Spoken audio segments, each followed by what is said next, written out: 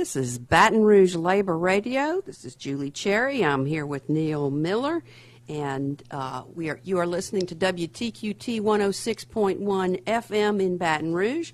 And Baton Rouge Labor Radio is sponsored by the Louisiana AFL-CIO and the Baton Rouge Building and Construction Trades. And Neal is with the Plumbers and Pipe Fitters and hadn't been with us for a while, and I'm very glad to welcome him back. Good morning, Neal. Good morning, Julie. Glad to be here. I'll tell you, it's been a long time coming, but I was looking very, very forward to this day, so thanks for inviting me back. Very, very glad to have you here.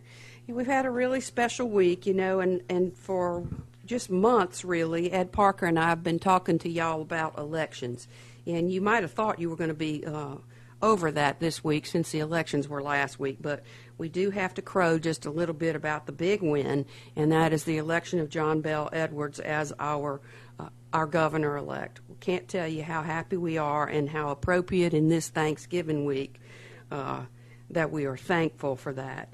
And it wasn't a small victory either by electoral margins. This really was a landslide. I'm a little bit proud about that, Neal. Oh, and I am too. It's just it's amazing. But you know what, Julie? With the caliber of person that we had with John Bell, I tell you what, I know people are saying it's a landslide, but I really think it should have been more. I think it was a great victory for us. 12 points, wasn't it? 56-44, I believe you're correct. Yeah. 12 points.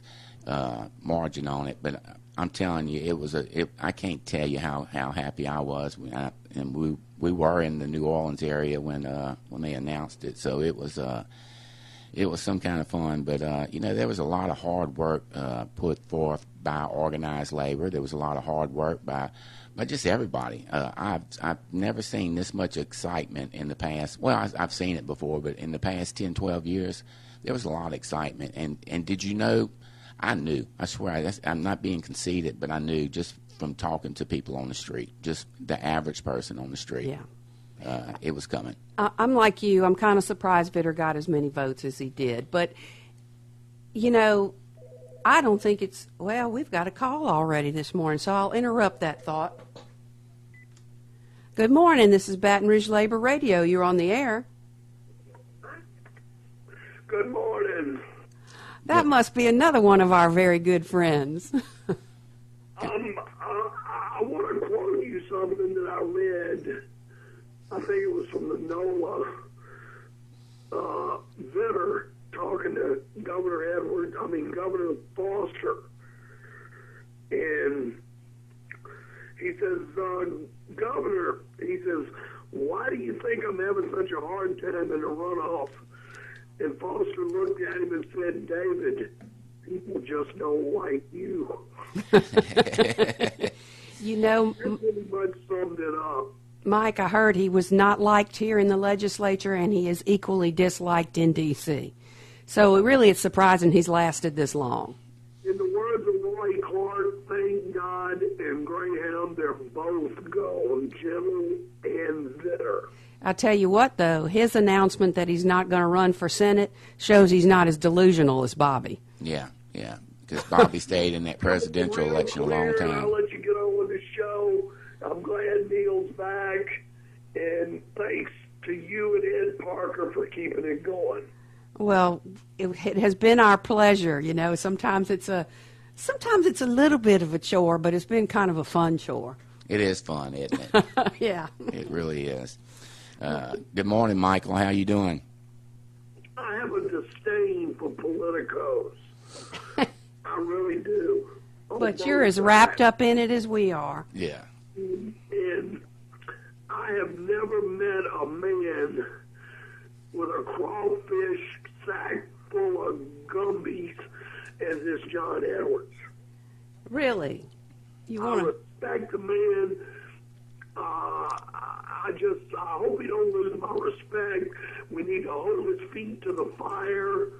Labor played a big part of this win. I know it's a big win, but you know what? I remember where all this started. And I'm not going to say everything, but I remember march after Jindal got reelected, where now Governor-elect Edwards was plotting his path to the governorship. I'll let you guys go on there. Well, we certainly appreciate the call, Michael, and all that you've done for Baton Rouge Labor Radio and for labor in this city and this state. You've been a stalwart. Thank you, Michael. I think he hung up on you. Yep, I think he might have. So he kind of went where I was going with it, or with my thought was that, I don't think prostitution is what killed this guy. No, I don't think so either. It really wasn't. He's made a career out of polarizing people, and you saw it so much in this race that he polarized his own party. When you and I were both in New Orleans at the watch party for Governor-elect Edwards. Doesn't that sound good? Yeah. There were some prominent Republicans at that party. Yeah, there sure was. There were some folks who have kept in mind that they don't only represent the people that went into the booth and voted for them. They have to represent every one of their constituents. Well, and I'm going to tell you, Julie, we're going to, and I do believe the prostitution did have a little bit to do with it. Oh, yeah, but it's not what put the nail in the coffin. But it had a good chunk to do with it, and that's why you sit here and wonder about the society we live in the United States. And, I mean, I've never been overseas or out of the country other than Canada a couple of times, and that wasn't but for a day. But so I don't know what it's like, in other places, but let me tell you, I've heard a lot of people talk. One of the great things about this country is when you walk in that voting booth, it doesn't matter what your husband thinks. You're right. Yeah, I'm pretty sure my parents probably voted differently. Yeah. Well, I'm telling you, again, and that's what I heard. It doesn't matter what your husband thinks, and I can tell you, I heard this. It don't matter how many Vitter signs he puts in the yard. I still ain't voting for him. Right. So, and she was talking about her husband. Mm-hmm. So, again, he might think she was voting for Vitter, but, she wasn't. And so I do believe the prostitution did have a good part.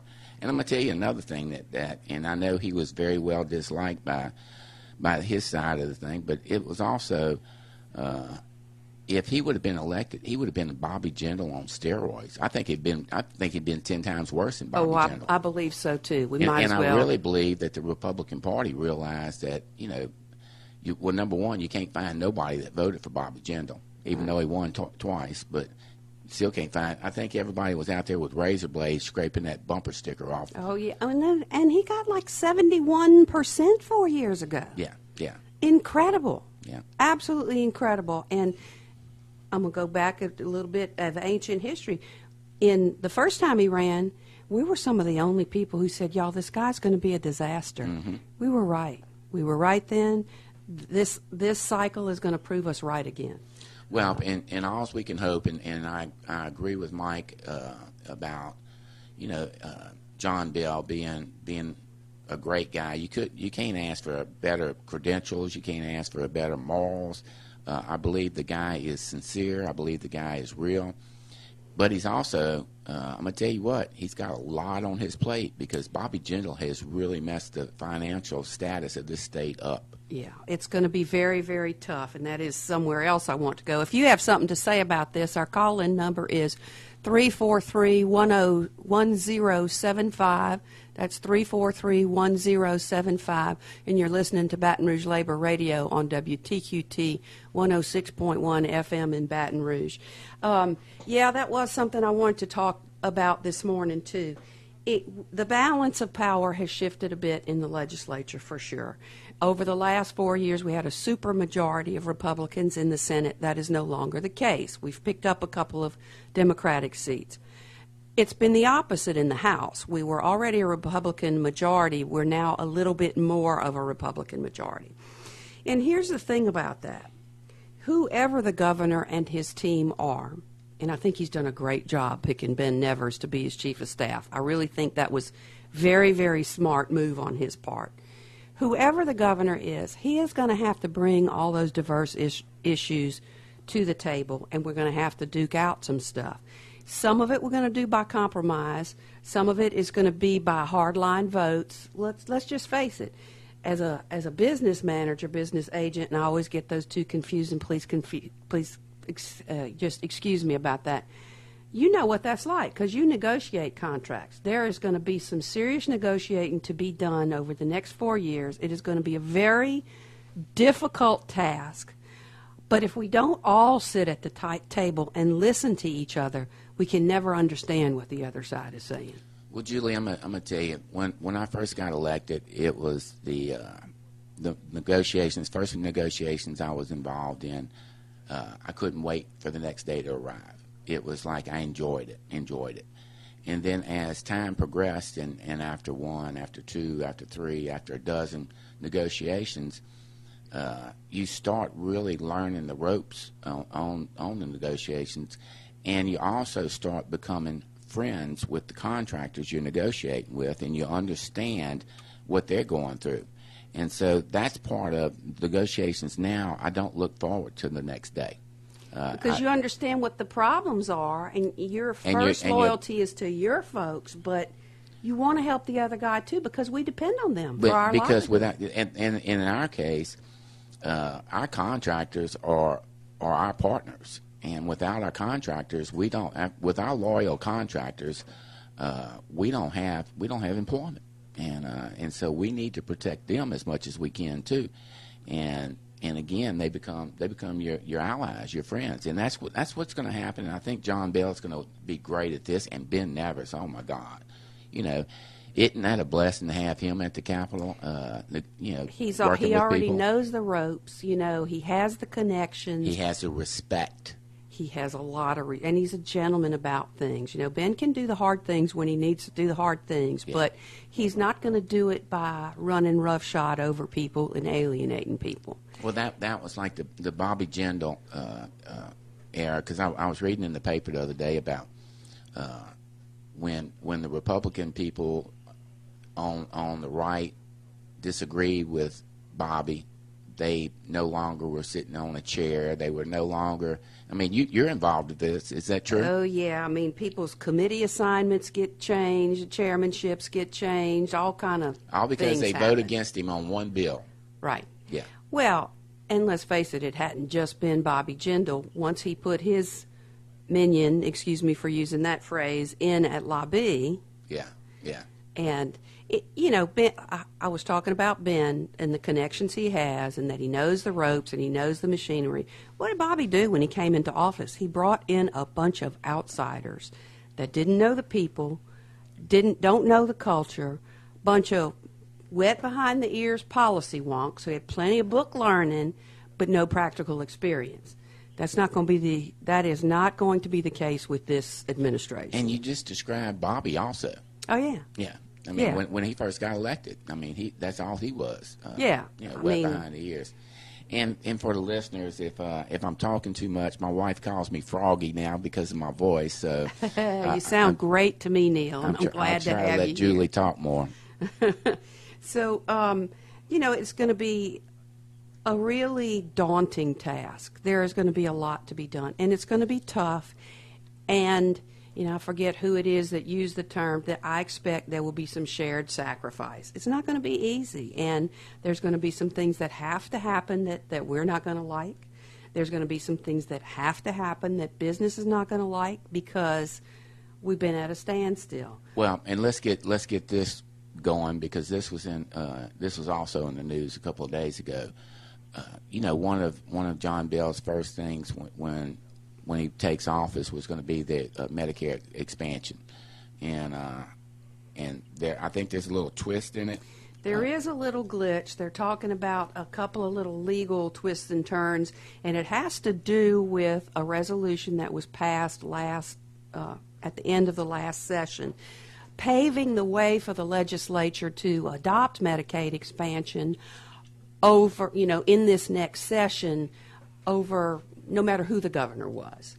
And I think they want to make sure that when they do, there's two parts to that he doesn't try to override something that can't be overridden, And the other part of it is, and I think I heard him say this on the news, he wants to be sure that the funding source for the state match is identified before we do this willy-nilly. Because you can adopt something, if you don't have the money to pay for it, you got a problem.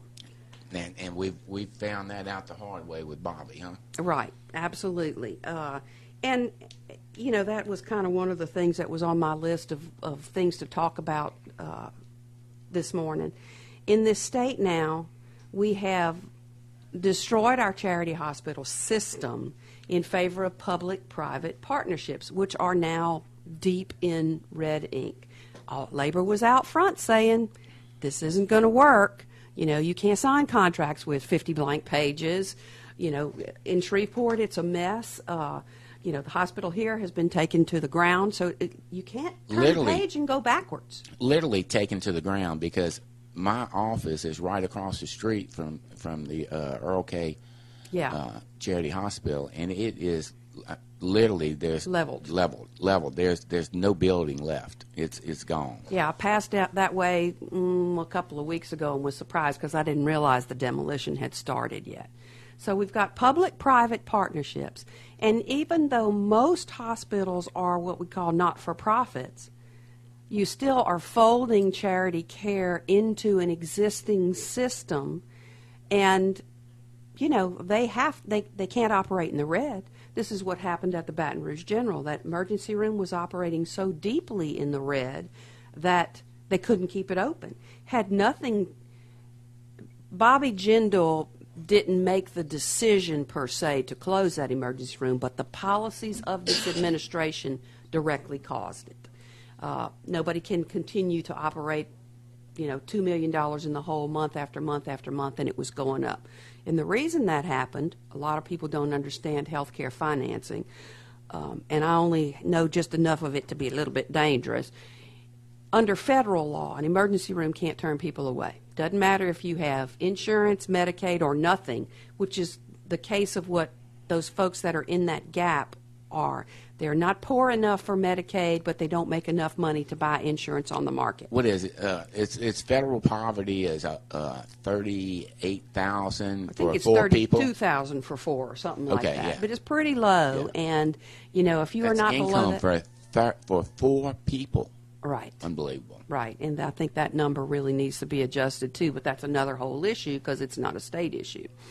So, you know, those folks who get up and go to work every day, same as you and me, but they don't make as much money as us, they don't have private health insurance, and they don't qualify for Medicaid. And we haven't taken the expansion, which is why they don't qualify for Medicaid. So oftentimes they don't go to the doctor until it is an emergency situation. They go to the hospital. The hospital must care for them, whether they have any money or not, whether they can pay or not, okay? What that does is jacks up prices for people who have private health insurance, and it jacks up insurance costs because that's part of the sharing of health care costs too. So, you know, the general was losing money, and because one of the things that happened with the adoption of affordable care is there were some other federal monies called DISH monies, that's for disproportionate share, that helped like hospitals in rural areas and stuff like that don't have the same amount of volume, but we need the health care out there. And the other pot is called uncompensated care money. Those dollars are shrinking every year since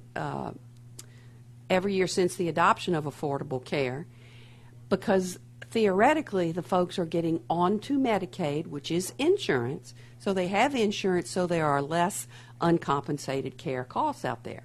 Well, if you're a state like Louisiana that hasn't taken its own money back in Medicaid expansion, and you're losing those 2 pots of money, what happens to your hospitals? Yeah, they close. Yeah. Well, you know, Julie, and this is another thing that I think the public has to look at as far as this big win that we had with John Bell Edwards is, you know, now granted that my local is we do maintenance, and we also do new construction and the whole gamut, but we have a 5-year apprenticeship school along with, you know, a journeyman update. But Julie, when you start riding around, we give all these tax breaks to all these companies to come in here and build. They're going to come in here and build something, and they don't have to pay. I was reading over there, like over there in Coyal, they're building a building over there, and they allowed that firm over there 10 years, and they don't have to pay any kind of fire tax or anything, no taxes. But we're still going to provide fire protection. Yes. and that's what I'm getting at. What we have done, we give away all of our resources for them to come in here and build and pollute our great state. And then what I'm not satisfied with is we have the skilled craftsmen to build these plants. And when we ride over there, Nucor, it's a prime example. You ride over there, and they gave them all these tax credits where they don't have to pay any taxes for 10, 20 years, whatever it is. And the parking lot is full. You can't even find a Louisiana license plate. Alabama plates, Mississippi plates, Arkansas Texas, plates. Yeah. Florida. They're from every state but Louisiana. Now let's think about that. If you're looking to put your people to work, if you're looking to have the health care paid for, if you're looking at a lot of things, put your own people to work. I mean, that's my big thing. Because they're going to spend their dollars right here in the state. They're going to pay their income taxes here instead of those other states. They're going to build their houses here. They're going to send their kids to school here. They're going to do everything. They're going to visit the local businesses for whatever services and goods they need. Yeah, and they're not going to sit there and just spend what they have to, stay in a motel room for the 6 months, the year and a half that it takes to build this thing, and send you a check home every week. Your check is going back to Arkansas, it's going back to Alabama, it's going back to Florida, Mississippi, Texas, wherever wherever these people are from. Why can't our people? Why do they have to go to work out of state to make a decent living, when we got so much work right here in Louisiana? Every time you open up the newspaper, it's one project after another project, and I dare some of these politicians to defy me on what I'm saying, that I'm not talking the truth, because it is the truth. Well, and Neal, you've been a traveler when there hadn't been work here. I mean, I know so many of our crafts and trades guys have done that. When there hasn't been work here, they've gone somewhere to work. We understand that those folks just want to feed their families too. It's not their fault that the businesses aren't hiring local labor. And another thing that and I've been preaching this for years is when you have organized labor, we have a pension plan, we have a health plan. We have paid training. Yeah, it's paid school. It's saving the state. I've been saying this. It's saving the state money, because you don't have to worry about organized labor with the health care issue, because we have insurance for our people. And that's part of the negotiated wage, like we were talking about earlier. Mm-hmm. And so, I mean, it's just a no-brainer to me, but it's not a no-brainer to a lot of other people, because it's you can bash yourself in the head so many times, and it's frustrating. It really is. Right. Well, Neal, I know you've also been an apprenticeship director, and I had a call a couple of weeks ago. Actually, I was talking to Regina Barrow, and she wanted me to go over how people get in the schools. And of course, I'm not the expert on that kind of thing, but told her, what I did know. Most of our schools only take in the fall. Is that correct? New classes? Yes. But you used to have a spring class. Yes, and it depends on it depends on how much work you got and how much room availability you have in your school also. But it is we've had in our apprenticeship. We take them in, and it's a 5-year program, and our number is 225-355-9938, and that's apprenticeship school. And we have a young man back there now, Jonathan Waddell, that's running our apprenticeship school. He is a very good guy, and I think, Roy McGraw, our apprenticeship director, he retired a year ago, but, like I said, we've got a young man in there now, and he'll take your application, and a lot of people have to realize that even though our schools don't take you in until the fall, when we put all our apprentices to work, we call them permits. And what it is, it's like a pre-apprentice, and they get to go out on the jobs, and they get to learn. And as they're working out there, they're getting credit for school. So Right. Go apply, put your application in, and it's a great deal. Is that true pretty much for all the crafts? Like if somebody's interested in being an Yes. election, they really should go talk to somebody at the hall if they're interested in being a sheet metal worker or a whatever. Matter of fact, electrician, I'm going to give you carpenter. another number. The guy's name is Keith Brand.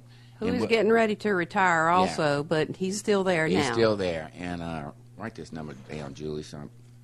But we're going to give you this number, and if you're not interested in plumbing or pipe fitting, and you want to go into the electrical, you want to be a carpenter, you want to be it doesn't matter, a laborer, a painter, a scaffold builder, a operator. And I'm missing some, an iron worker. There's a gamut. I mean, Right. a gamut of Right. different, everything with the building and trades. But Keith's number is 225-405 hold on.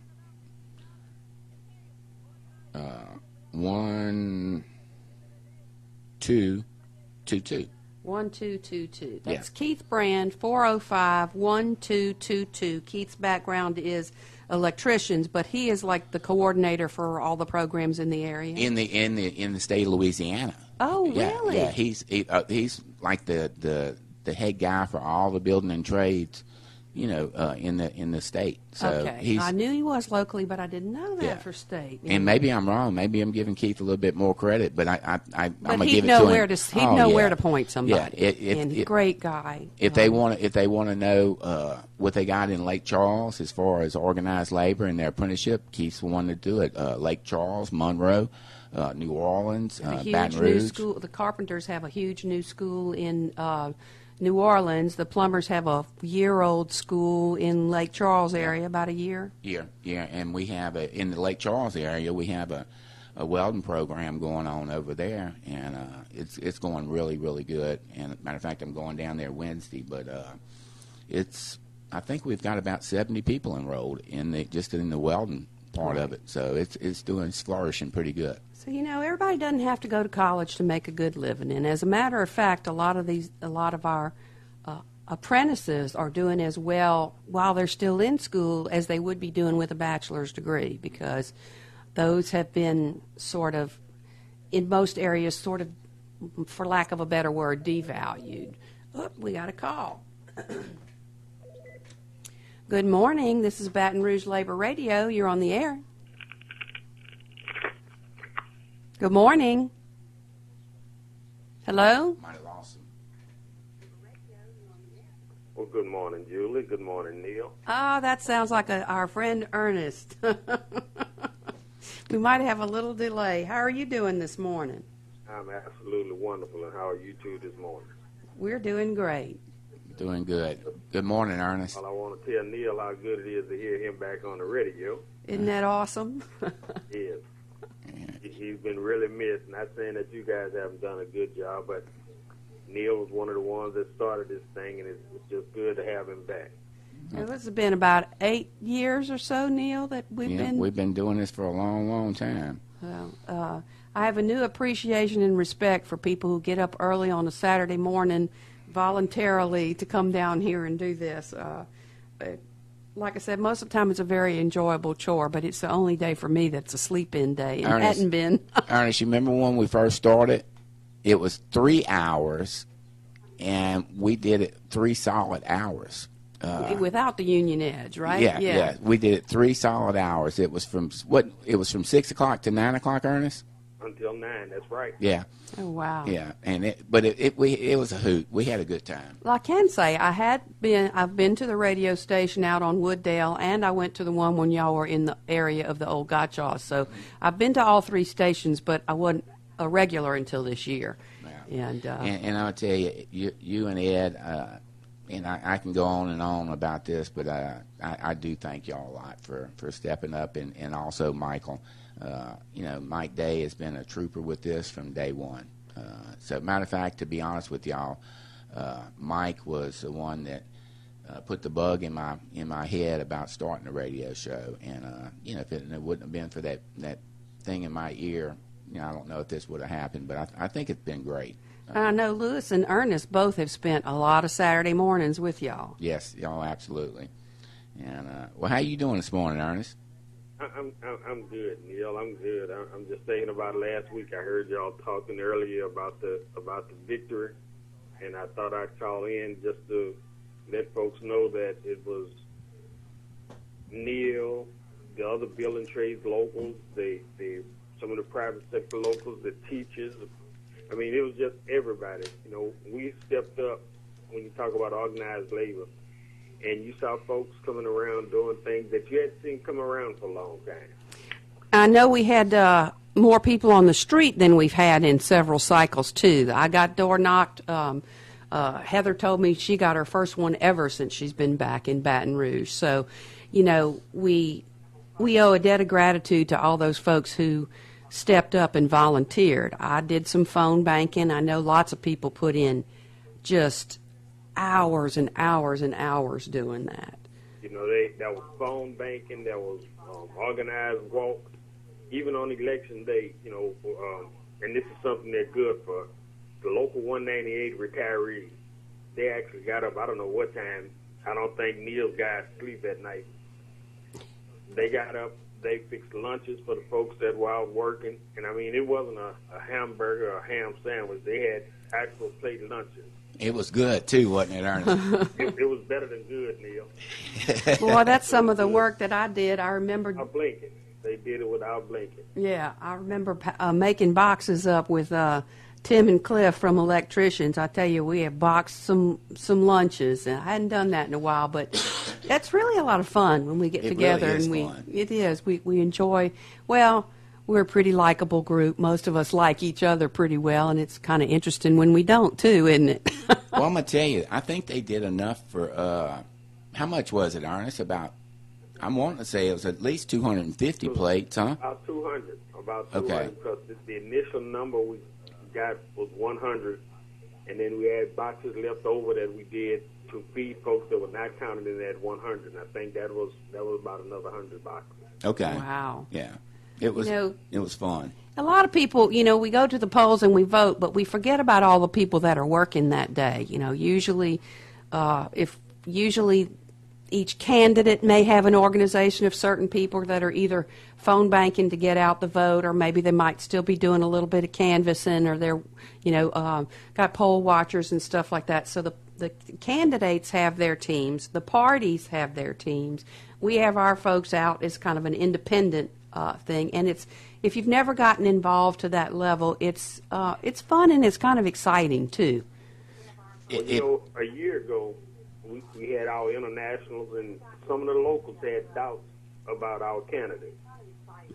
But as time went by, they started to realize the caliber of candidates we had, and how real it was that was a chance that we could win. They started to come around. We had folks running over each other to come to Louisiana to work because they wanted to be a part of what we were about to do here, and we just want to thank them for that. And I do have to say, it seems to me this time that the internationals really listened to us better than they usually do when we told them what works and what doesn't work here. Am I right about that? You're exactly right. You're exactly right. They came in and they put an organization together, but they realized what we were saying when we said 198 knows 198's members.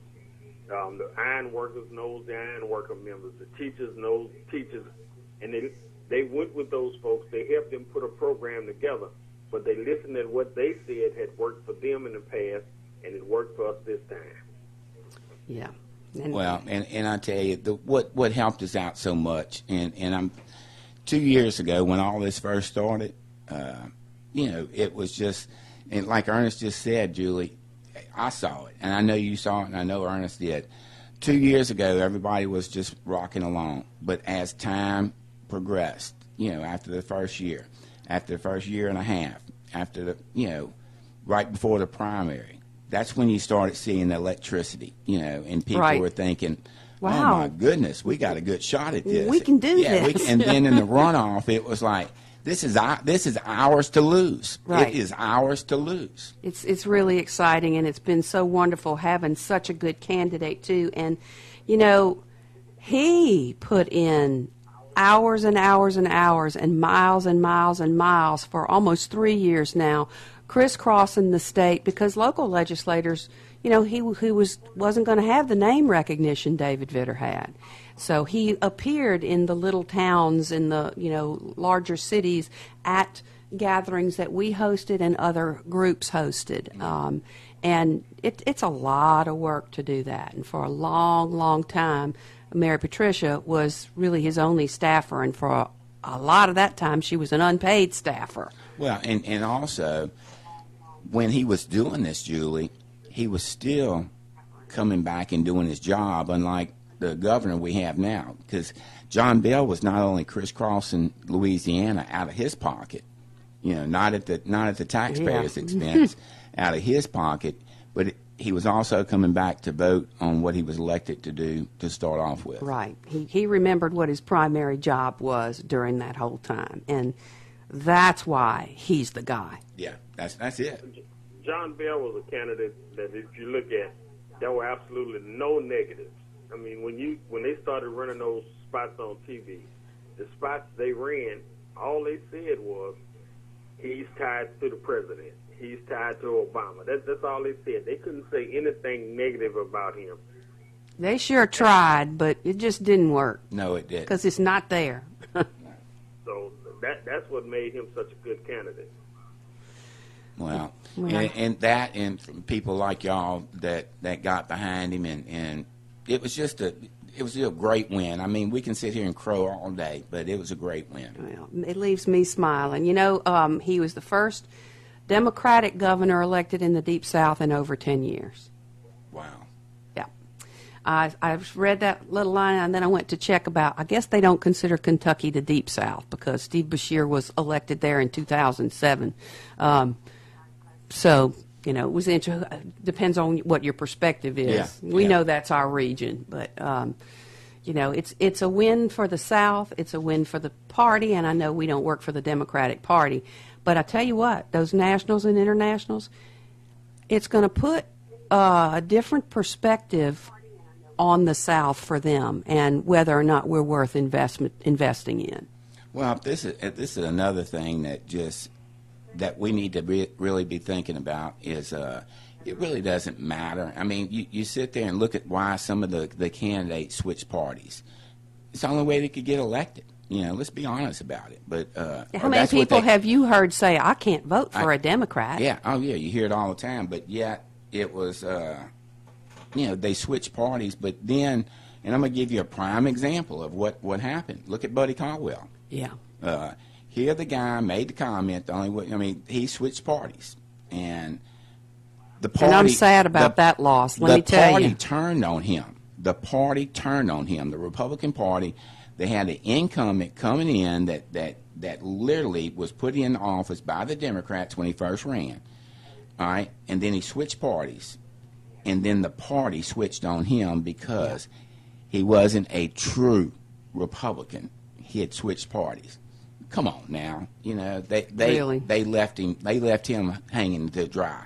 And let me tell you, with a Jeff Landry in that office, we will never recover another thing from a company that does something to hurt this state. Yeah, that's right. That's right. I'm very, very upset about that loss. Yeah, well, and I think a lot of people are, and I'm not saying Buddy's concession speech was all that good, but They slung some mud at that man, messing with his integrity, messing with his, it just, to me, that was a muddy race there. Yeah. And the mud shouldn't have been slung as much as it was in that race. Well, I know you're going to have a little fun just a little bit later this morning, huh, Ernest? Actually, I'm not, Julie. I'm not going. No, I thought you were going to New Orleans. Yeah, I was supposed to go, but I'm not going. Oh, well, I'm sorry to hear that. What they got going on in New Orleans? About 4 o'clock watching the game. Oh, Neal is messing with you now. He said what they got going on in New Orleans? They got this little thing some folks call a Bayou Classic. The largest black sporting event in the country. And it's not. Let me tell you something. If you've never watched the game or never been to the game, it really is enjoyable because it's not just a football game. Right. The halftime is Those just bands. It's Right. just as good as the football. Sometimes it's better, huh, Ernest? But Neil, it started yesterday. I mean, all of the hype coming up to the game. You know, they've got the Battle of the Bands. They had a step show. All of that stuff last night. Well, Get down there today. Well, starting at 11 o'clock, the Louisiana Legislative Black Caucus has a brunch, and that brunch, the purpose of it is to provide scholarships. Right. So there's just so much going on other than the game down there. I mean, it's amazing. Folks save money, put money aside. You know, they don't worry about Christmas like they worry about the black. Right. It's a big event. Yeah, it is. Yeah, they save the entire year just to come home for the Bayou Classic. And it's gotten bigger and bigger every year, huh, Ernest? Every year. I'm telling you, it's been billed as the largest black sporting event in the country. Wow. It's like I said, if you've never been involved in it or never seen it, it's worth its weight in gold to watch it. Mm-hmm. Yes, it is. And participate in it. Well, I would go every year at one time, but as I get closer to Neal's age, I started to slow down. Well, we're not going there because I'm probably no, I know I'm not the oldest one, but I'm up there, so. I appreciate your call so much, Ernest, and we got a lot of work still in front of us, don't we? Yes, indeed. The transition team is starting to meet now. I think the first meeting will be Tuesday to try and put folks together in place that'll help our governor-elect with his ideas and his policies. But it's just this is an exciting time to be in the state of Louisiana because we anticipate some changes that will start to turn this state around, and it won't happen in its first 4 years. No. But the first 4 years will determine what happens at second 4. So we're looking forward to it. And those transition teams will be looking at, well, I know that there's a new website launched where people who might be interested in working in state government and some of those cabinet level positions can indicate their interest and let the transition team, look at their applications, if you will. So we will have some changes. John Bell has promised that his administration is going to look like this state. We'll have people from the state as much as possible in those positions, which we appreciate. Local labor first, right? That's right. Right. So it's... Well, Neal, Julie, y'all enjoy the rest of your day. I'm going to get ready. And I'll be at the Bayou Classic. It'll just be from my recliner. Sometimes that's pretty good. Just seat in the house. Thanks for calling, Ernest. We really appreciate it. Thank you, Ernest. Appreciate it. Yeah, and you are listening to Baton Rouge Labor Radio on WTQT 106.1, sponsored by the Louisiana AFL-CIO and the Baton Rouge Building and Construction Trades. This is Julie Cherry. I'm here with Neal Miller, and our call-in number is 343-1075, and we'd love to hear from you this morning, too. Neal gave a number out a minute ago that I'm going to repeat for folks who think they might be interested in working in one of the building and trades, might be interested in an apprenticeship program. We offer on-the-job training, paid schooling. You get paid to go to work. You will earn health insurance benefits as you go along as well. And that contact person right now is Keith Brand, and he can help you figure out where you think you want to go. And his number is 225-405-1222.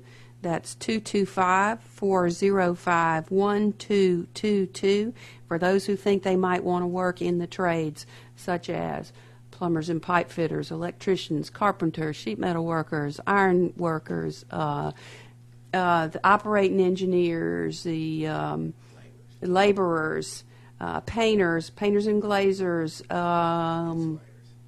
insulators, that's asbestos workers and insulators.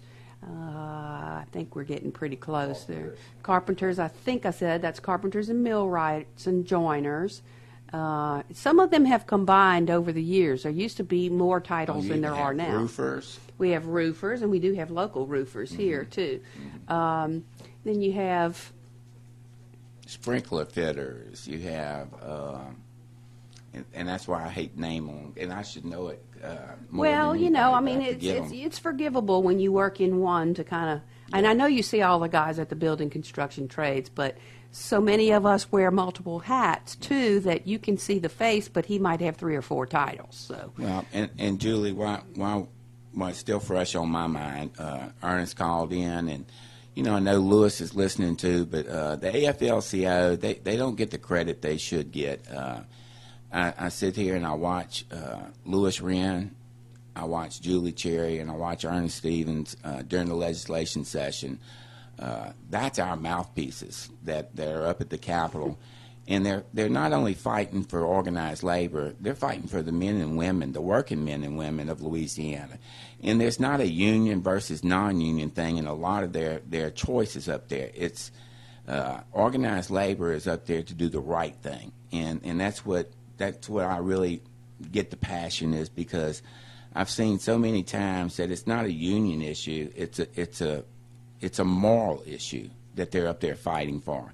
And for me to watch that, I really appreciate it. And I just want to throw out a special thanks to those 3 people for what they do. And even with the pipe fitters, we have our own lobbyists up there also. And most of them do. The teachers do. The other crafts, you can name but we them. work as a team. But they work know. as a team.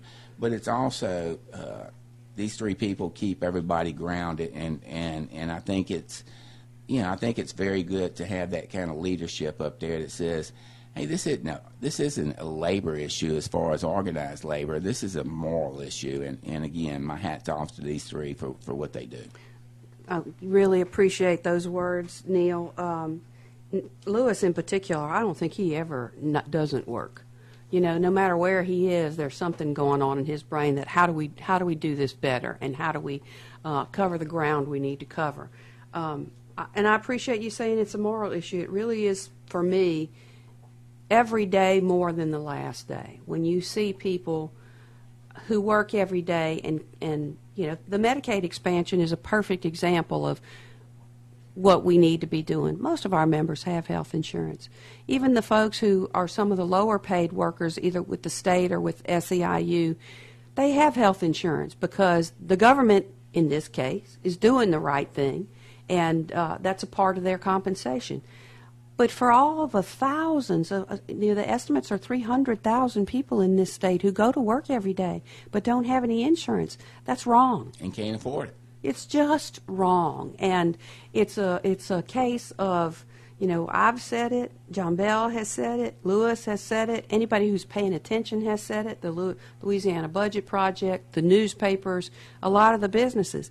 Not accepting that money is sending our tax dollars to Washington and then letting some other state use them. Yes. That doesn't make financial sense. Well, I hate to mess this statistic up, but I think there was wasn't there 15 Republican governors that accepted it? I don't know, but I know that we have some Republican governors who have accepted it. Yeah, that's the number. That would, because it makes sense. It's money their people already paid in, and it benefits everybody to get it back. And the only reason that we didn't accept it is because we had a governor that was showboating, trying to stay in this presidential election, which why he stayed in it as long as he did, I still can't understand that, and why the taxpayers are not screaming and hollering from the top of their lungs about how much money we paid for his security, his trips, his airfare, all this other stuff came out of Louisiana taxpayers' pocket. And we didn't get a say-so in that, did we? No, none. So. And you would think with this super PAC that he's going to be running, why wouldn't they pay for a lot of that stuff? Yeah. And his background is health care policy. Yes. Can you believe that? At 24, he was named Secretary of DHH by Mike Foster. And he balanced the budget by closing parish health units. That those places that serve some of the poorest of our citizens, that keep us healthy by providing vaccinations and things like that, folks who don't have a way to travel 50 or 100 miles with their kids, don't have insurance, he balanced the budget in DHH by closing that to me is a Then he great come back- indicator of what he was going to be like. Then he came back and he closed down a lot of the mental institutions that we had, hospitals that helped these poor people out, and also we had we closed down a bunch of places that helped the handicapped people of Those parents. services are difficult to get. They're expensive to provide. Very much expensive, and it's parents that are trying to do the right thing. They're getting up and going to work every day to provide for their kids, and they need some help. Now they can't get it. And if there's anything that we can argue all day long about what our government should and shouldn't do. I know, I listen to some of the small government rhetoric out there.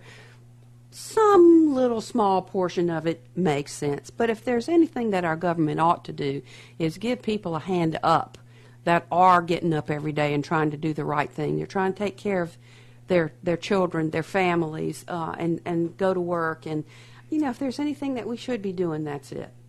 I read a story in the paper this morning that, so appropriate for it to come out on Thanksgiving week. And it is on the front of the religion section, and it says that hunger costs the country $160 billion in health care every year. Hunger in this country, the richest country in the world, and this article goes on to say that that's probably a conservative estimate. 1 in 6 Americans is what we call food insecure. They don't know where their next meal is coming from, or what's available to them is substandard and not healthy living, and that has a domino effect in cost. It's Thanksgiving week, folks. We have people hungry in our own community. Do you think about that? No. And it's, as I was coming over here this morning, I hadn't seen the paper, but as I was coming over here, past one of the bus stops, and there was, I don't know, male or female, but they were sleeping on the bus stop bench, had a buggy with a blanket on there. And I swear that's what I thought was, that poor person has to wake up this morning. They don't know what they're going to eat. Right. Their day is just beginning, and how fortunate I am to be, in a vehicle, have a bed at the house, and, my heart goes out. And I'm going to probably go to a little bit more controversial area here, the Syrian refugees. Not in this country, okay? And I understand people's safety concerns, but over the last 10 years, I think somewhere around 5 million people have been displaced in that country. Surely they're not all terrorists. When I see these families getting up with their children and leaving basically with the clothes on their back for a very, very frightening journey across, how thankful am I that I never have to experience or haven't had to experience the pain and grief that those families must be experiencing. And, if we take some of the refugees in this country, we might get a few that maybe are questionable, whatever, but most of them aren't. And if we can't help them here, what can we do to help them there? And I understand, we want to help our own first, and we're not doing a good enough job of that. But while we're arguing about whether or not we should help them, more people are dying. Children are dying. And well, Julie, I believe that we can do a lot better than what we're doing, but I also believe in security, like you were talking earlier, and part of that would be screening them. That's just. The story was going around that we already had 10,000 right here in Louisiana, and the real number turned out to be 14. Yeah, 14. Okay? And these are people that are spreading it on Facebook, and they're spreading those chain emails, and they're fear-mongering. Yeah, that matter of fact, that came out, that also came out in about the margin would have been more than 12% for John Bell over Vitter had it not been for the Syrian thing coming out. But the few that are here, they went through a vetting process that was, they say, a minimum of about 18 months. So they're not part of this recent wave. I mean, it's extensive vetting. I don't know. I try to tune some of it out. I can't not care. There's something in me that sees the faces, and I can't not care. But I try to tune out some of the stuff about, there's no way to screen them. I don't believe that. Let's talk real quick, because now you're on a subject that I've got. We sit there and we talk about taking in these refugees. Let's talk about something that hits home with organized labor, and that's the H-2B visas. And guess who the number one guy that asked for companies to get these visas? And just so people will know what a visa is with the H-2B, is companies out there, and they say they can't get enough welders, pipe welders, to do this construction job that I was talking about. Can't get them for $9 an hour. That's it. They can't get them cheap enough. So they get these visas, and they bring these people from Honduras, wherever. Mexico, Central America usually. Yeah, they bring them over here. They house them, substandard housing, but they bring them over here. They charge them a fee to stay at this thing, and it's really some of them hold those visas. It's really the company store. Yeah. And but anyhow, they bring them over here, and they're paying them substandard wages. They're housing them in substandard conditions, and these people are coming over here. What kind of screening process do they have? They're bringing them over here. This is the same people that you're talking about on the Facebook, spreading these lies about 10,000 refugees that we had over here, and it really was only 14 people that we had taken, and they had the vetting process that took 14 months to do. They don't do no kind of screening with these H-2B visas. Now, and those people are coming legally. Let's get that on the table. It's legal. But they're coming here legally, but again, there's nobody watching them. There's no screening process. Who's saying that these people aren't bad guys? Right. That can weld. And so the number one person who was requesting those is? David Vitter, in Louisiana. Surprise. Yeah. But yet we're he was the one pushing the button for us to get in more visas. And the domino effect of that, they're being exploited. All they want is a better life for their families, and to be able to, I think I read something this week about one of the factory towns right across the border in Mexico, and that their minimum wage is something less than $4 a day. A day. And those are jobs that used to be here in this country, but cross the Rio Grande, and now it's $4 a day, and they're doing car parts and electronics parts and things like that. Oh, you have one of the biggest fab shops, pipe and fab shops, is over in Mexico. Yeah. Why? Because you had one right here in Walker that put all these people to work, and now they built another one bigger and badder over there in Mexico because they could get substandard wages, pay substandard wages. And this is the result of those trade agreements, but that's a subject for another day. So we have these folks that want a better life for their families, and they come over here legally on those visas, but the effect of that is wages here stay down. But and Julie, our folks aren't getting hired. But when my point over this is they're coming over here legally. Granted, I agree with you. But who is screening these people, saying that they're not terrorists? That's what I want to know. I don't know, because that is done through the State Department, I suppose, or Immigration and Naturalization the State Department. But you're right. In fact, we have a major candidate out there now screaming about, or he was earlier in the presidential race on the Republican side, about how all those folks coming across the border are thugs. Yeah. And they're going to build a big old wall. Yeah. The same wall that supposedly Ronald Reagan tore down. Yeah. Maybe they can get the brick and mortar from that wall and bring it over here. Why do we have such a short memory in this country? Yeah. Why? Yeah, that's what they crow about. Ronald Reagan tore that wall down. Yeah. But now they want to build it back, but over here. Yeah. Well, it's funny how our thoughts will kind of go down a rabbit hole sometimes. But it's been a great morning. I'm so glad to have you here, Neal. I'm just pleased as punch about our election results. It means a lot of work ahead for everybody, and we will be there. We will be watching the process unfold. It means some of us will be in session from right after Mardi Gras until the first week of June, because I think there's going to be one or two special sessions in February, and then the regular session kicks off in March, and it's a 12-week session. It goes until June the 6th. So, if Lewis or Ernest or I look a little bit haggard in the next few months, it might have a little something to do with that. Y'all spend a lot of countless hours, and again, Julie, I really didn't think I was going to be able to do this, but you talked me into it, and I can't thank you enough because I've really enjoyed this morning. Well, I'm very grateful that you were here. With that, we have about 30 seconds left to go, so I will tell you one more time, you've been listening to Baton Rouge Labor Radio on WTQT 106.1 FM in Baton Rouge, and we have a little saying here, and it goes something like this.